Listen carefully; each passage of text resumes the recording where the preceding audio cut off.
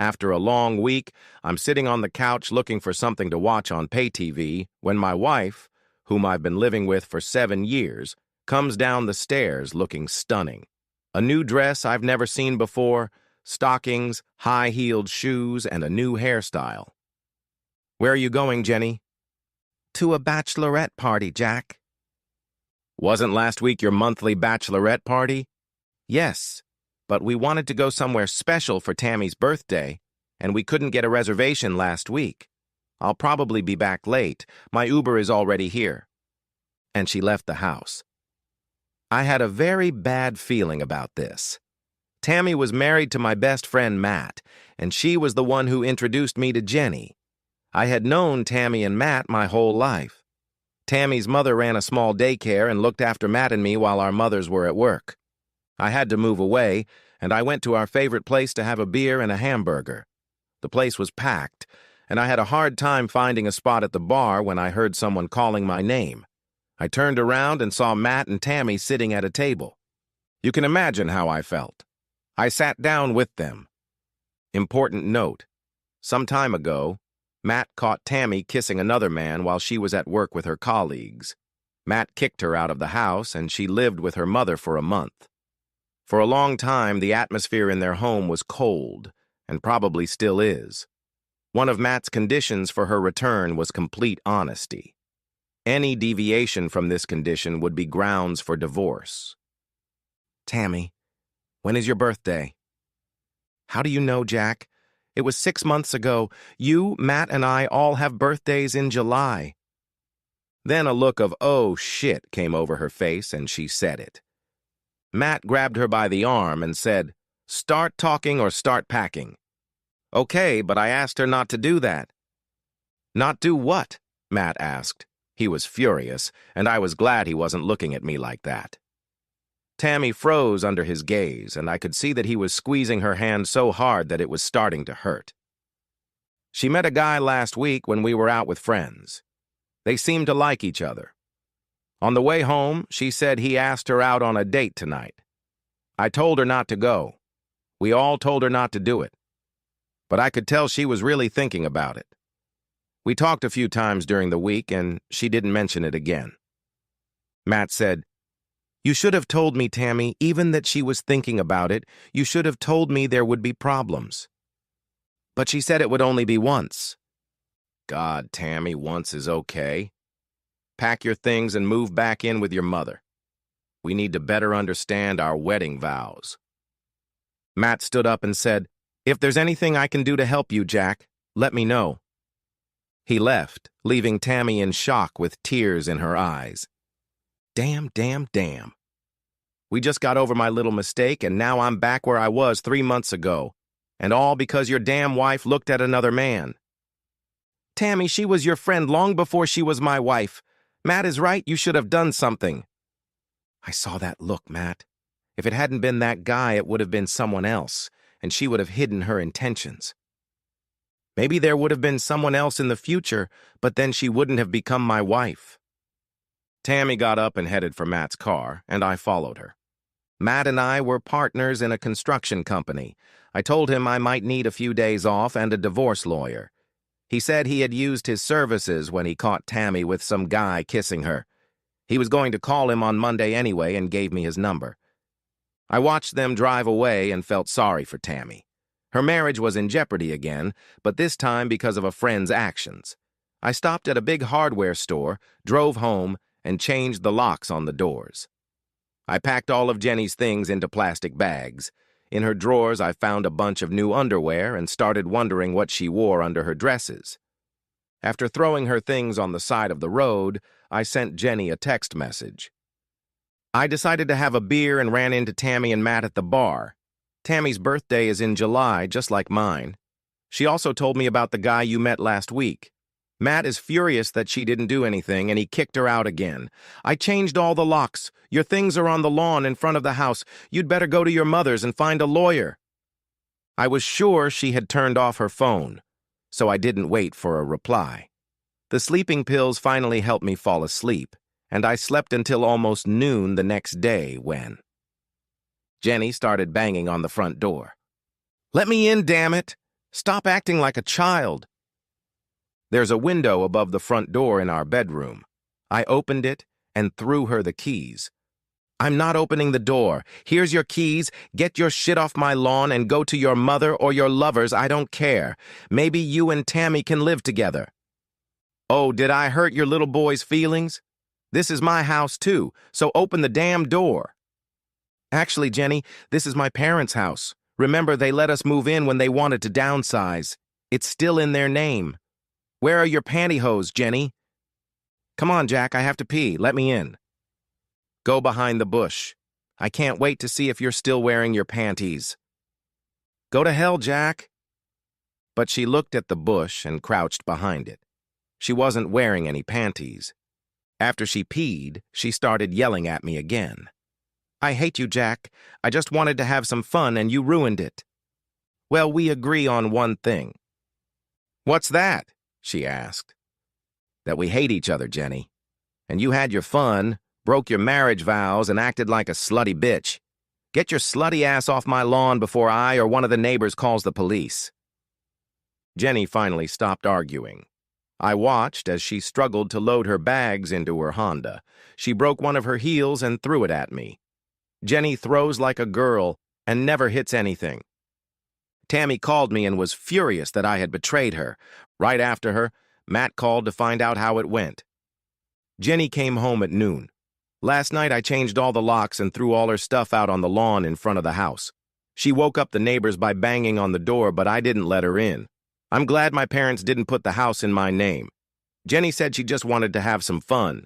I hope she had a good time. Tammy called me this morning. She's angry that I turned her in to Jenny. What are you going to do about Tammy? I'm at a loss, Jack. I understand why she didn't want to say anything.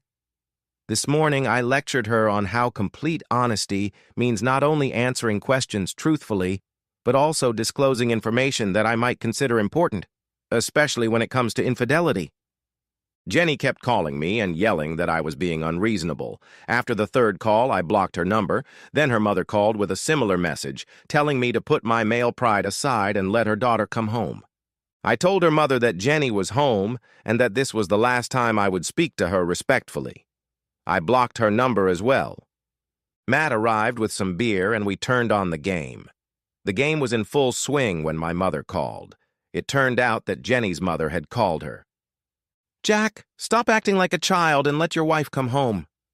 Mom, what exactly did she tell you that I'm acting like a child? She said that Jenny went on a date last night, and when she came home, you changed the locks or something like that. Yes, she went on a date last night with a man she met last week, dressed up, and came home at noon. You think I'm acting like a child because of that? Yes, she had a little fun and came home to you.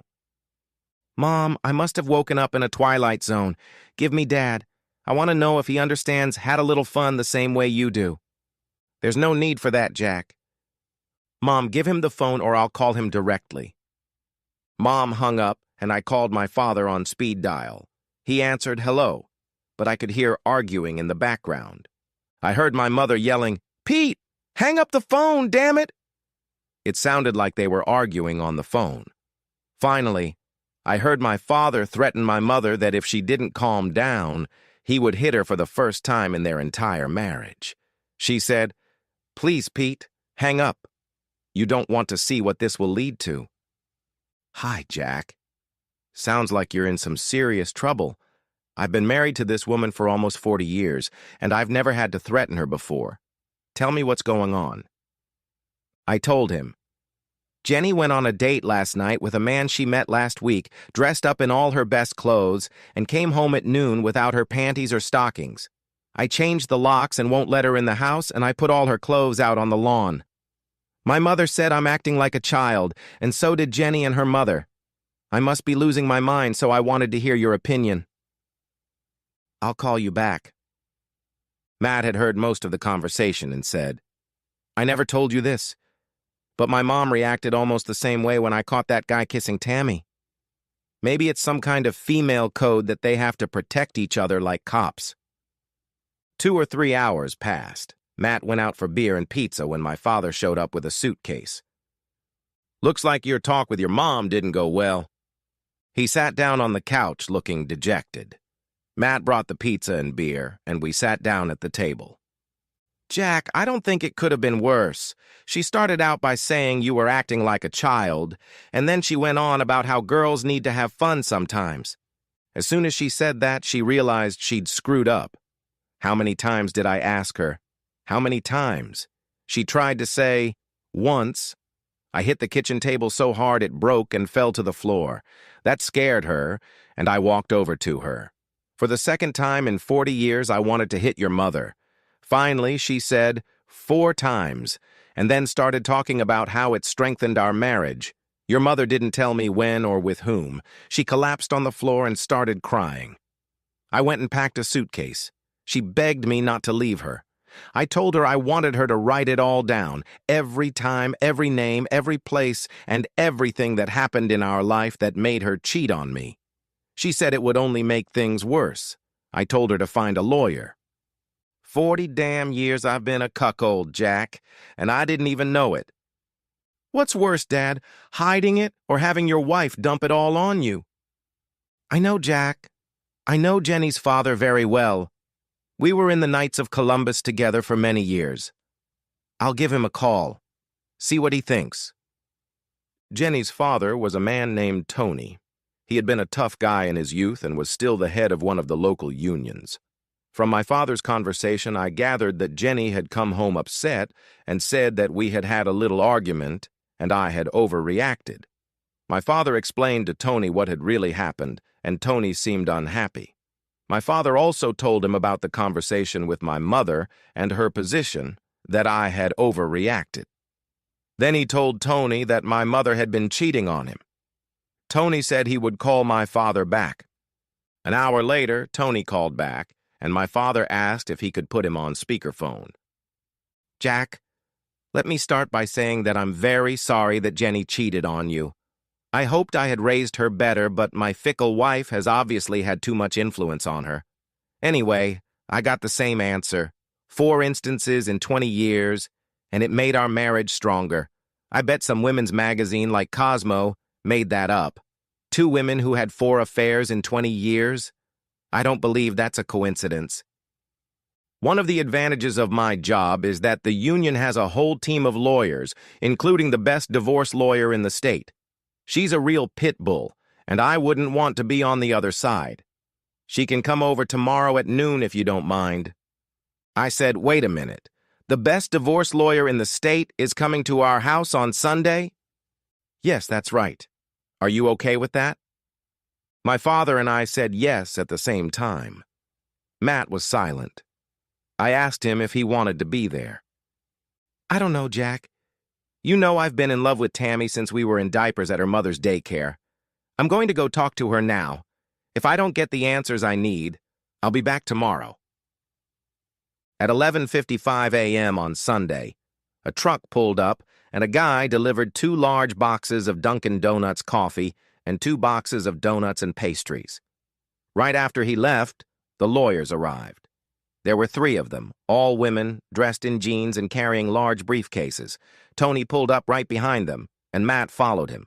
I pulled him aside and asked what happened. I went to her house, but she wasn't there.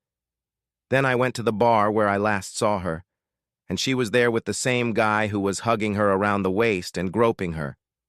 We looked at each other before I drove away. I'm so sorry, Matt. We talked about starting a family, but I put that idea on hold when I saw her last time. What the hell is going on with this world? Jenny insisted we have children, but I kept putting it off. What happened to you and Tammy scared me. The shark lawyer introduced herself as Barbara and introduced her assistants. She asked Tony to briefly summarize the situation, even though he had already explained everything last night. My daughter Jenny is married to Jack. This is his father, Pete, and Jack's best friend, Matt. On Friday evening, Jenny left the house dressed up and said she was going with Matt's wife to celebrate her birthday. Unfortunately, Jack went out for a drink and saw Matt with his wife. His wife admitted that Jenny had been on a date with them. She returned home on Saturday at noon. Jack had already changed the locks and thrown out all her things. After she returned home, my wife Jane called Jack and told him that he was acting like a child, that his wife had just had a little fun, and that he should take her back. Note that her panties and stockings were missing. Poor Jack got the same message from his mother. He asked his father, Pete, if he agreed with this. His wife told him it was no big deal, that girls deserve a little fun from time to time. In the end, she admitted that she had had 4 affairs over the past 20 years, and that it had strengthened their marriage. Pete called me and asked what I thought about girls deserving a little fun from time to time.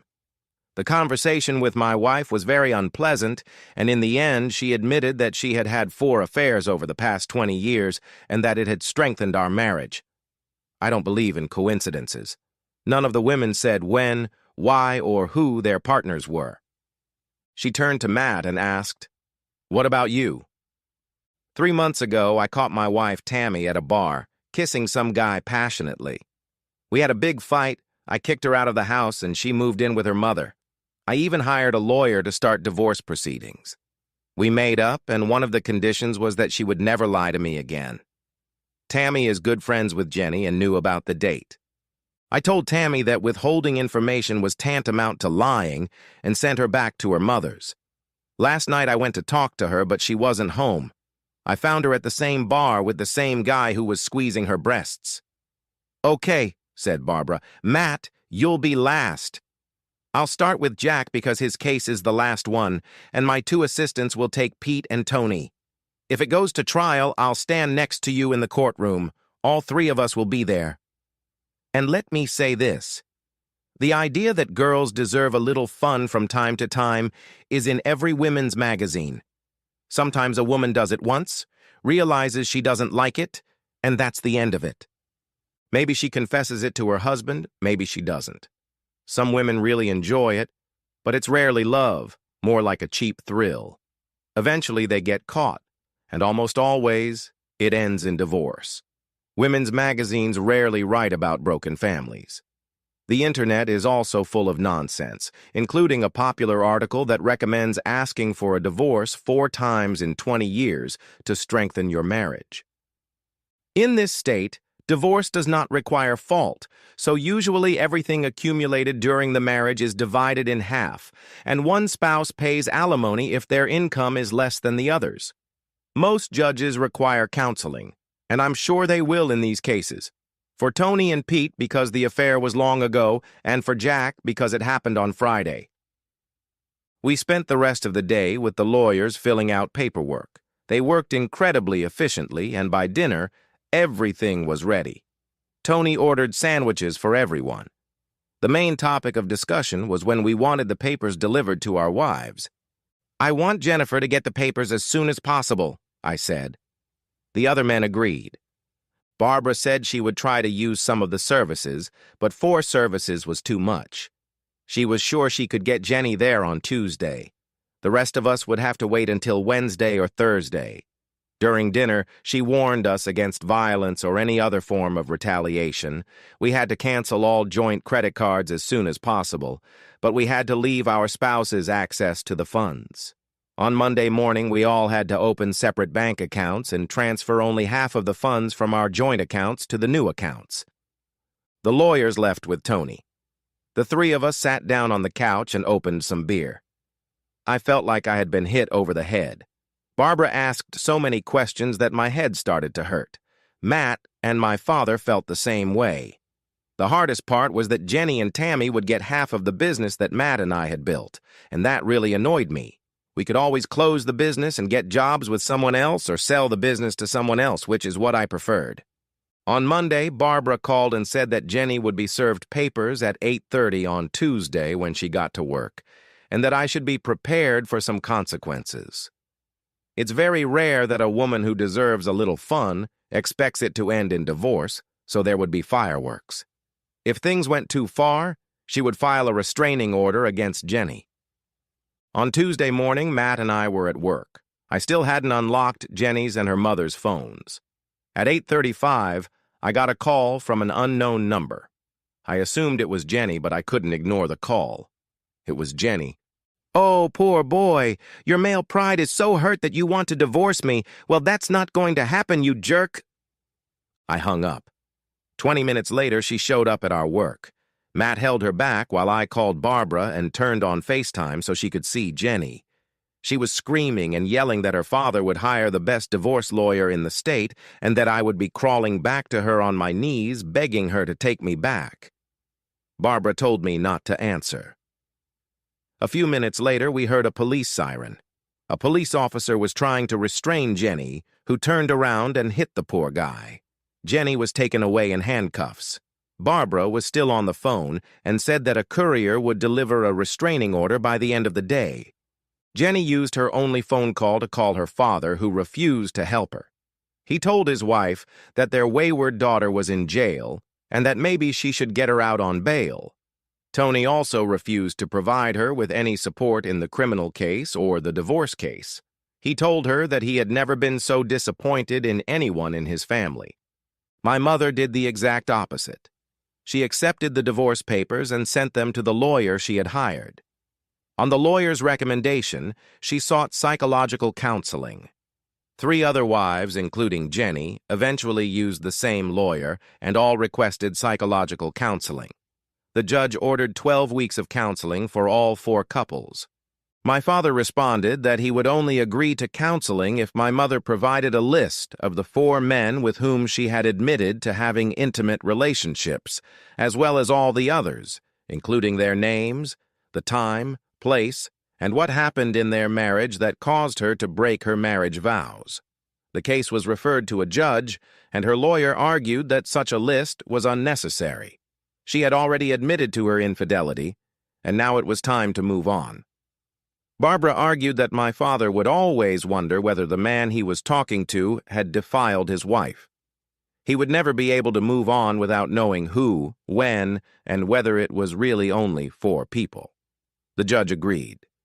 My mother withdrew her request for counseling. For her, these events were the most painful of her life, and she did not want to relive them. They became the first couple to be granted a divorce. Tony filed the same request, and Jenny's mother gave his lawyer the list. Barbara immediately issued subpoenas to the 4 men to testify and advised them to seek legal counsel. I made a similar request to Jenny, and she flew into a rage. She wrote in large letters on the form, "What the hell, Jack?" It was just once, and you know when I was close to him. She didn't mention his name. Apparently, she only knew his first name. Barbara was like a bloodhound. She subpoenaed the hotel and restaurant to get the credit card receipts, and finally tracked him down and served him with the summons.